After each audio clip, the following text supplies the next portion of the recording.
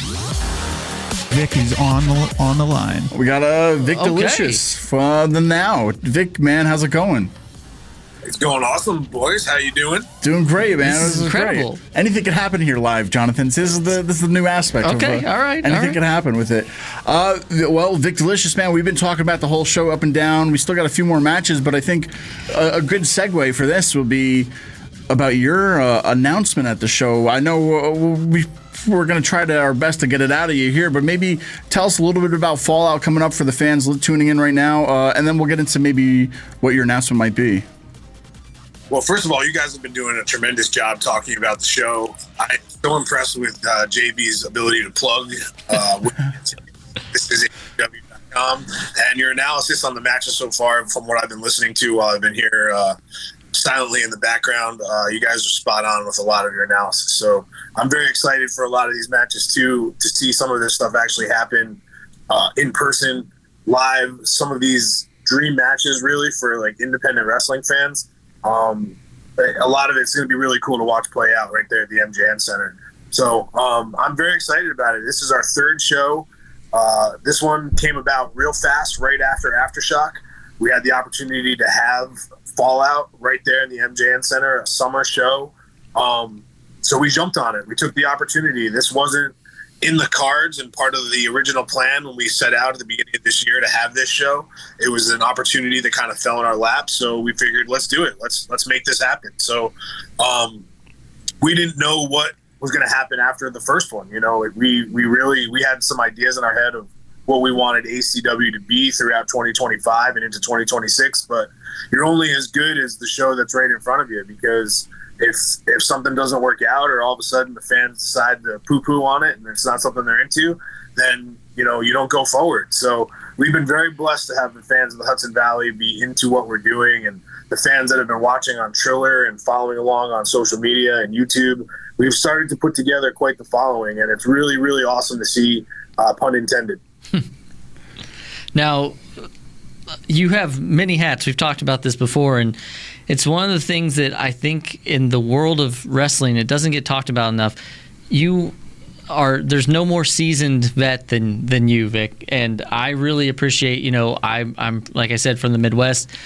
It's maybe a little known fact. I mean, you were in OVW, like you've had a hell of a career, and to see this new side of you, it's really impressive, because there was a hole in the area for wrestling, and ACW came along and filled that. And I'm as somebody who loves wrestling and as a fan, I have to say it was a little hard for me to watch that last match.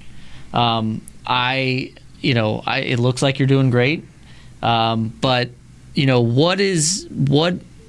what's your thought process after being in that match? Like, how are you feeling about your future, the Now's future, after that match?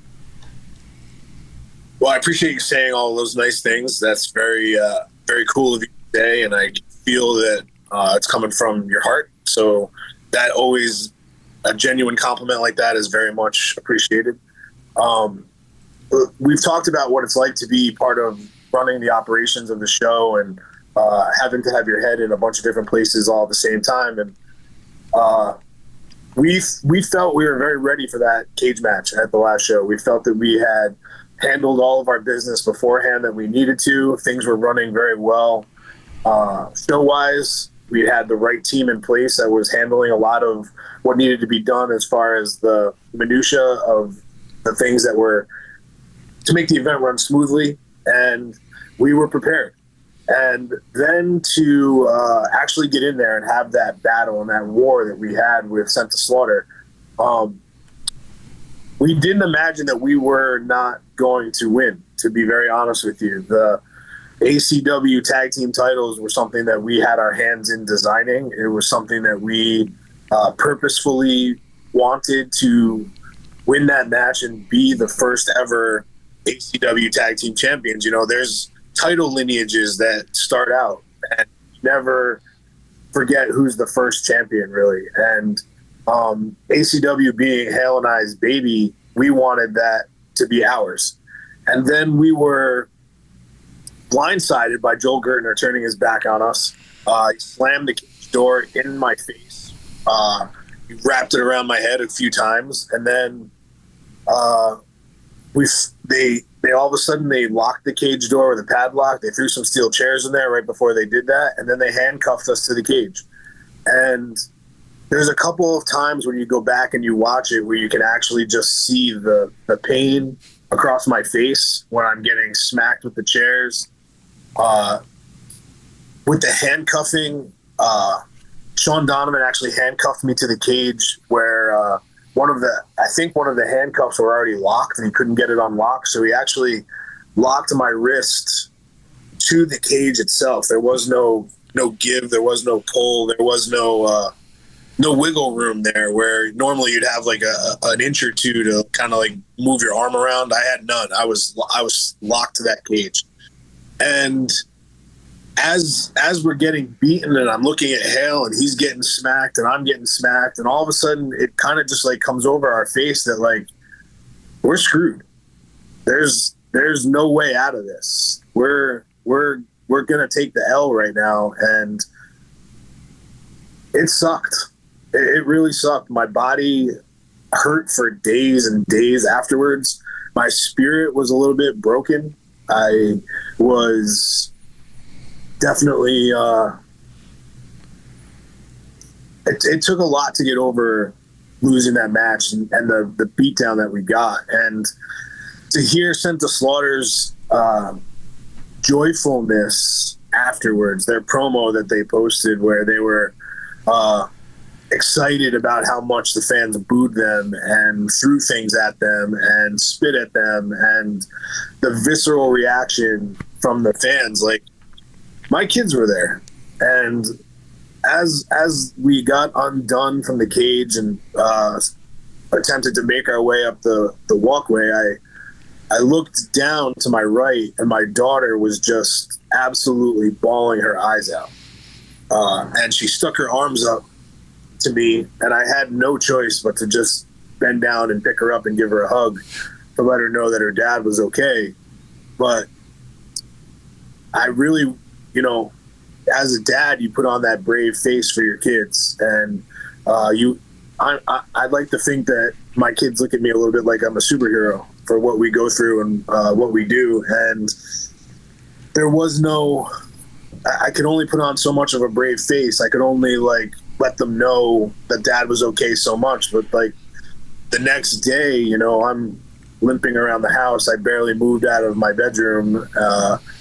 I could barely make it to the table to have breakfast, and it sucked real bad. And you start to really think about how many more of these you want to do, and you start to really think about the risk versus the reward. And I've been blessed to have an over 24-year career in professional wrestling. I've come back from a major injury when I was told I would never even be able to walk correctly again, and I have had an amazing career. And the risk versus reward starts to really creep into your brain after a 24-year career, and you start to really question a lot of things about yourself and about your passion and your goals after having everything taken from you in the manner in which it was taken from us. So we've done a lot of soul searching. We've done a lot of communicating about it. We've put a lot of thoughts, feelings, and planning into what it is that we want to say next Friday night, July 18th at the MJN Center. And hopefully we have everybody's full attention. Well, you have mine, that's for sure. I'm glad that you guys are doing well. Way to bring it down, Jonathan. Hey, sorry. We were happy we had him, and now you're you triggered the whole... As the most professional podcaster, I have to ask these questions. Right. And, I'll say that you brought up the fans, which is a great point.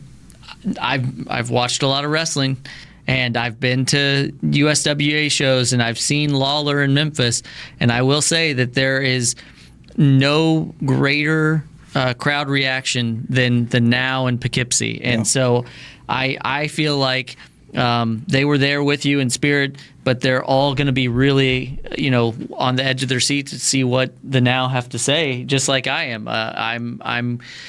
I know I said it before, but get your tickets and yeah, I'm kind of at a loss now. No, yeah. So Vic, I do want to ask you this note, because we were talking. We do have SummerSlam coming up in a few weeks, and we saw a video online too recently, and it's like, hey, take your family to go see WWE, and it's like, I just spent $2,000 to get like a semi decent seat. To where, what's great about this, it's in our own backyard, right up the street from us. And it's affordable for family to go to, and that's what's great. I mean, just as a dad of two girls, like I pay for enough of stuff to where I'd rather have a break and not have to break the bank to go see a fun show. And like, I think what's great about ACW is like you're going to a show just like any show you see on TV. You got the lights, you got the video wall, the entrance stuff, and it's just the best of both worlds. And I think that's what's great about Awesome Championship Wrestling being like an affordable show that anybody could go to. Do you find that kind of like the same thing, to where people are coming to the city soon to go see a SummerSlam, and it's a lot of money? Or I could just go to our show, still see same quality kind of show, but it's a lot less money. Yeah, that's really what the purpose of it was fundamentally from the beginning, was to have it be affordable, family-friendly entertainment. And I think we've towed that line really well as far as the family-friendly thing. We've tried to be, for the most part, as family-friendly as we can be. You can't always prevent every single slip of the tongue from some people, but for the most part, I think we've done a really good job with creating a family-friendly environment, something that you'd be proud to take your kids to and have a good night out and not break the bank, And the times that we live in, it is not cheap to get entertainment. Everything costs an arm and a leg. There's tons of fees to everything, and we've tried to make sure that if you wanted to bring your family to pro wrestling in Poughkeepsie, that it was something that wouldn't cost you $500 to do. So if you walk right up to the box office at the MJN Center, you avoid Ticketmaster fees, which is something that we've been able to have that deal with the MJN Center. And I think that's one of the kind of Easter eggs about our ticket sales, is that yes, you can buy Ticketmaster and get it done that way, and unfortunately there's fees that we can't do anything about. But if you go to the box office and buy your tickets right there in person, you can avoid all of that stuff and make the ticket even cheaper. So the concession stand certainly isn't a lot of money. And we have some of the most high quality merchandise that I'm very excited about and super proud of. The t-shirt designs that we've come up with, and the merch that's out there, the hats, the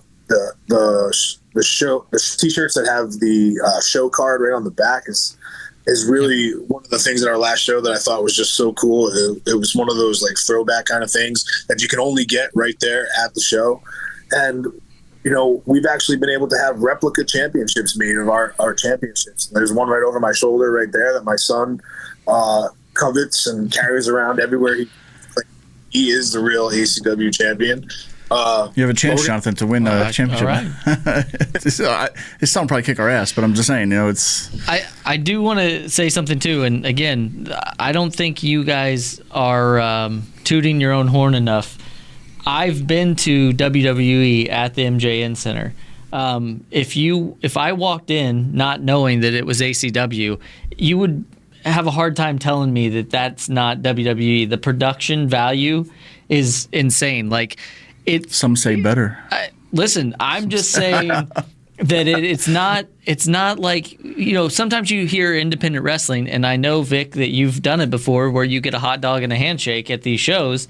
There's six chairs set up, the ring's rickety, whatever. Like, this is professional. And again, for me, if I'm spending money, whether it's a lot or a little or whatever, I want to see that. I want to be a part of something that you can tell that you all take pride in it. And I think that that's another Easter egg, to use a term that Vic was saying, that, when you go to the show, you can very easily transform yourself into a very big deal. And yep. I think that that's what. This is the third one for ACW. Hopefully there's many more. But if you're looking for something that is a high quality, look no further than ACW. I'm still shocked after going to it. Like I shouldn't have been, but it was a very, very cool setup, and I mean, super professionally done. So kudos to you guys on all that behind the scenes stuff. Yeah, thank you very much. We wanted to make sure the branding of everything looked on par with television quality professional wrestling, and that's what we wanted out of our production too. And hats off to Steve. He's done a great job with helping us out with getting some of that stuff live and on TrillerTV. We couldn't do it without him, to be very honest with you. And to have that quality production all across the world for people to see was something that was important to us. And we wanted to make sure that when people actually watch this production in other parts of the world, they saw what the MJN Center in Poughkeepsie truly could be, and what it has been throughout history in the world of pro wrestling. So having our logo on the barricades all the way around the ring, on the turnbuckles, the big video wall, having the lighting, the cameramen, if you had just known what we've gone through to have the hard camera shot, so it looked like 1993 WWE Monday Night Raw, you probably wouldn't even believe it. So we've gone through a lot of growing pains to make sure that we provided everything the right way, but we also spared no expense. We have put our own money into making this happen. We've done a lot to make sure it looked high quality, and we want to be able to compete out there with the highest quality pro wrestling. There's some really good pro wrestling companies right now. Like independent wrestling has, I like to say it's a tier system. So there's levels to this, and we like to consider ourselves at the top end of that tier system. So you would be hard pressed to find a show higher quality than what we're producing. So that's what we're looking for, and we're right there with some of the best that's out there. Reality of Wrestling, Ohio Valley Wrestling, Maple Leaf Pro.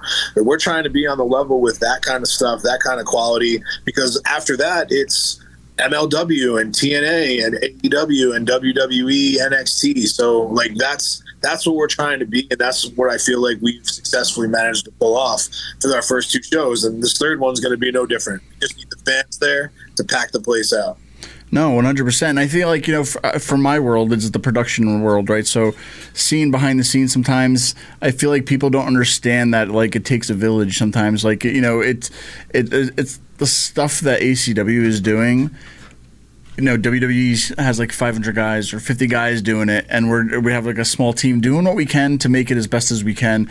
And I feel like some people don't understand what goes into like a regular national TV show compared to what we're doing, and it's like it's unbelievable. It's especially from the production world outside of I'm not a wrestler, so I don't know that part of it, but just on the other side of it, it's a big deal for what you're getting. And I feel like, especially when you said you want to spend your money on what.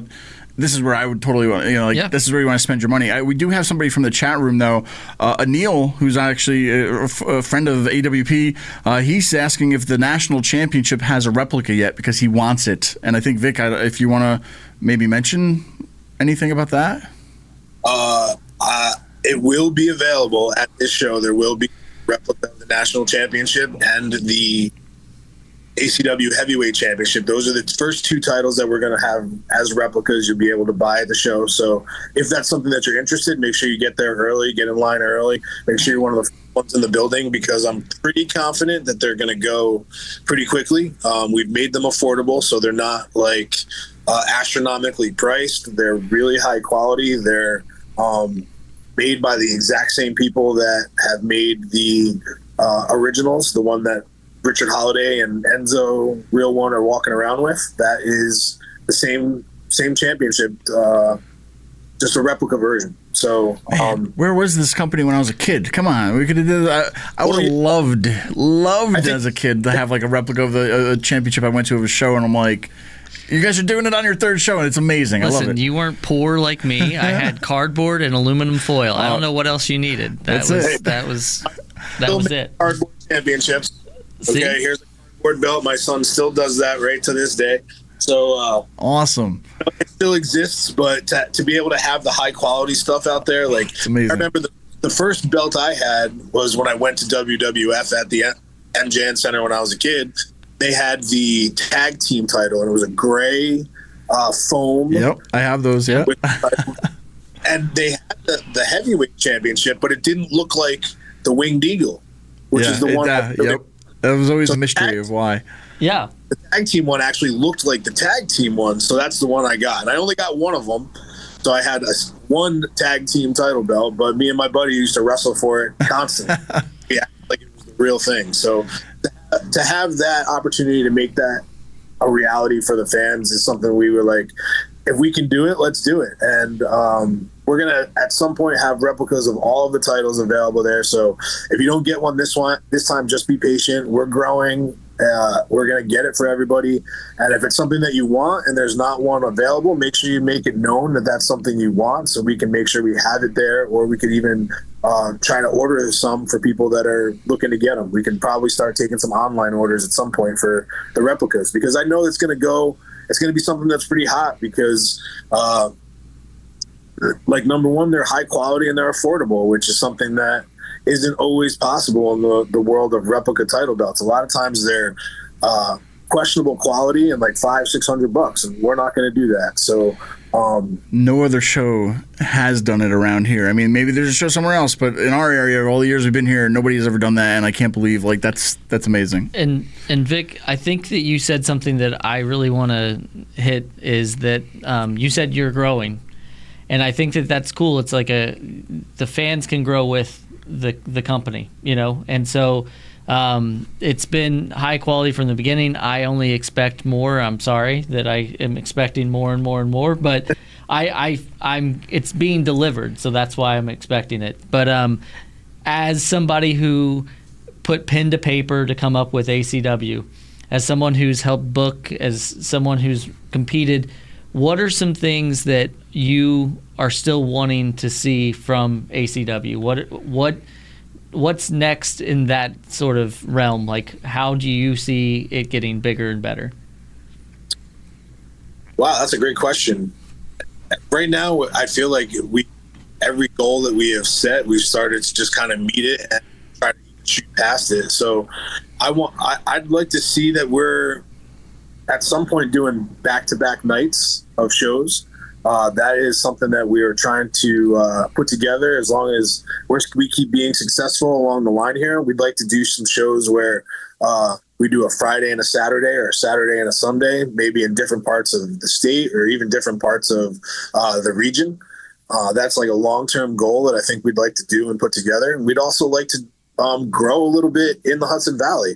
There's a lot of places around the Hudson Valley where having a high quality pro wrestling show could be a real possibility. So that is one of the things that we'd like to do, is like, once we're confident in our brand and our company and that the fans are behind us and supporting us, we'd like to take the show on the road a little bit. And as somebody who was a part of House of Hardcore when we started, I remember when we were running at the MJN Center, and then all of a sudden we decided to do a House of Hardcore in Philadelphia. And the fans of Poughkeepsie kind of felt like they got left behind, and that they got kind of forgotten about when they were there to support the company to start with. And then it became solely a traveling show, or a lot of times just in Philadelphia. And there's different reasons for why that happened and all that stuff. But I promise the fans of the Hudson Valley that we will never lose our roots. We will always be in the MJN Center a couple of times a year. As long as the fans are coming out to support us, we're going to continue to do our shows there as well. So I think when we're talking about goals, one of the goals is to remain as a presence in the Hudson Valley and in the MJN Center as like our home base. And I would like nothing more than to be able to turn the MJN Center into the ACW arena, because I really feel that that is the kind of place that could really support a pro wrestling company like ours all of the time, all year long. So as much as we'd like to grow and go to other markets so people can see what ACW is live for themselves, where they may not be able to do that in Poughkeepsie, I don't ever want the Poughkeepsie fans to feel like we're going to leave them out in the dust. We will always be in the Hudson Valley at the MJN Center in one form or another several times a year. That's incredible. awesome. Incredible. Yeah. Now, Vic, I know you got a lot to do before next week, but I think to leave it on this question, and we kind of harped on it, what we could possibly get out from you guys with your big announcement. I mean, I saw a post today. You guys were kind of thinking what fans might think it could be. Some people thinking maybe it's both or one of you guys retiring, or something else that's happening, a TV deal, a toy line, I don't know, an arcade game or whatever. But anything you could leave us with about why we should come out and hear this announcement, or something maybe you can tease about what it could be. I don't know, anything. Oh, Steve, you're asking really tough questions there. I can guarantee you that it's going to be something that you're going to want to hear, and that it is something that is going to define our careers, Hale and I together. So it's one of those announcements that we're going to make that will I think help define who we are and what we're all about, with a sense of putting a stamp on our career. So I don't want to give away anything about what we're going to talk about or what the intentions behind making the announcement are, but I want to make sure that we do have everyone's full attention while we're out there and addressing everybody. I want everybody to know that our announcement is well thought out, well talked about, fully supported by Hale and my families. And what we're going to say and what we're going to put out into the universe is going to be something that will absolutely define Hale and I and put a stamp of approval on our careers. I tried to get listen, out. I think I've pieced a little bit together, and if you all are asking for me to be your manager, it's I'm on board. So that's the big announcement, ladies and gentlemen.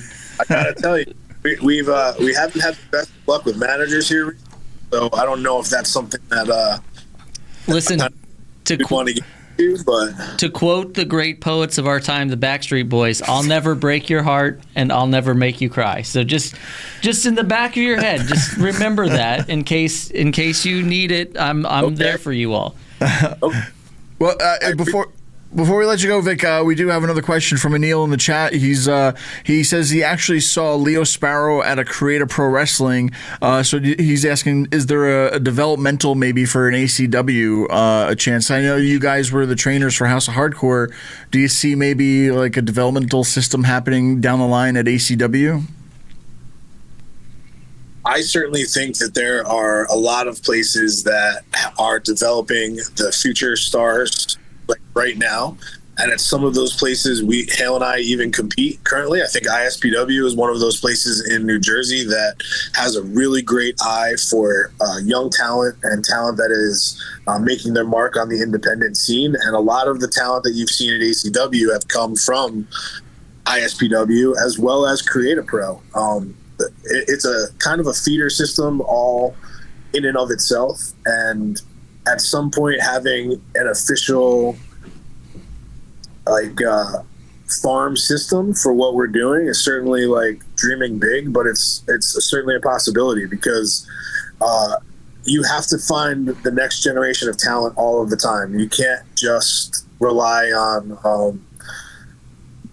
people that are fresh off of television or that are like currently at the cusp of like being signed or things like that. There's different levels of people, and one of the exciting things I think about ACW is you get to see some of the people that are going to be in the next year or two, some of the main talent across the independent scene. And a guy like Leo Sparrow, or even his opponent the last show, Liamo, are two guys that could set the world on fire. They have all of the charisma, all of the potential in the world, and even a guy like Dante Casanova, who I know you guys were talking about him looking for that next opportunity to be the breakout. He is one of those guys where you just see that he's going to have the bright lights of a major organization shining down on him in no time.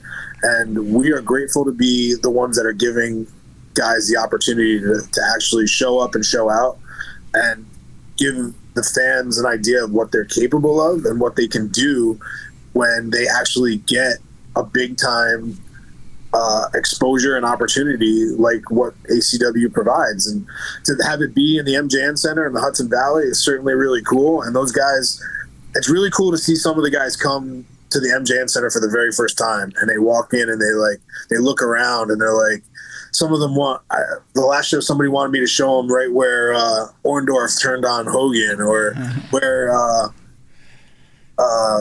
Big John Studd and Andre the Giant, and the haircutting thing, and the ECW moments that happened in there with Jerry Lynn and RVD, and where Jerry Lynn got knocked out right on the floor, where Dreamer broke his back, or where the commentators used to sit, or like all the cool history that's in that building. And to see some of the guys like walk in there for the very first time that actually are students of the game and appreciate the history of pro wrestling, it's really cool to see and to give them that chance.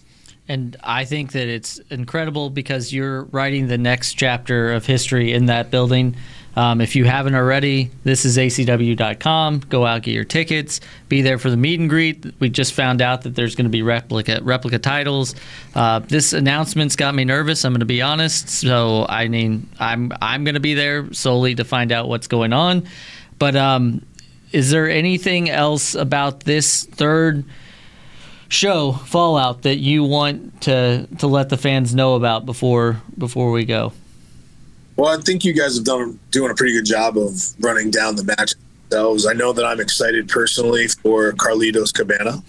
Carlito is a friend of mine from OVW. We started when he got signed to WWE. He came there at the exact same time that I had pretty much just gotten there in the summer of 2003. So long ago, I can't believe that. But I was there for when he shot his first vignettes. I was there for the day that he came back and told us all about how he spit an apple in a guy's face in Miami. That became the whole thing for forever. And I'm excited to have him doing some of his first independent shots after being a part of WWE and the Judgment Day there with us. It's very exciting. We've been able to put that together and have him be a part of the show. Carlito is just like one of those guys where I've never really seen him have a bad match. And he's got great charisma. He's got a great attitude about things at this point in his life and in his career. And I'm excited to have him be there. I'm excited to see what happens between Richard Holiday and Matt Riddle, because I think it's going to be the independent match that everybody hoped it would be. I think that they're both going to bring their best that night, with Matt Riddle being the MLW heavyweight champion and Richard Holiday being a former product of MLW and now being the ACW champion.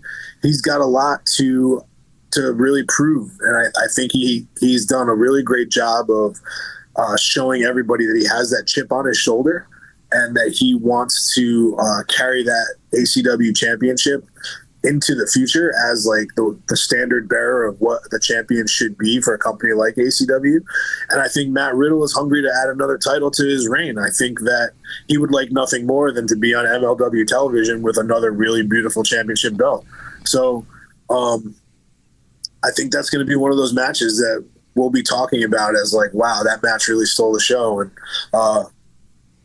the same thing goes for the women's match with Indy Hartwell and Vicky Venuto. Like, Vicky is just on the cusp of really grabbing some national attention. She's done a great job with getting herself in amazing shape, making the most out of every opportunity. She had a match against Tessa Blanchard down at the 2300 Arena not too long ago. Then she came up here and did really well in the six-pack challenge, and now she gets to go one-on-one with Indy Hartwell.